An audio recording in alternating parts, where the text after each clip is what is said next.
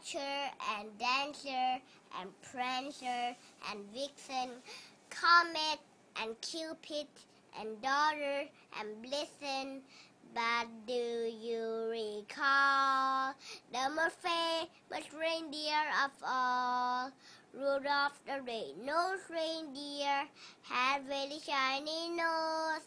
And if you ever saw it, you even say it glows.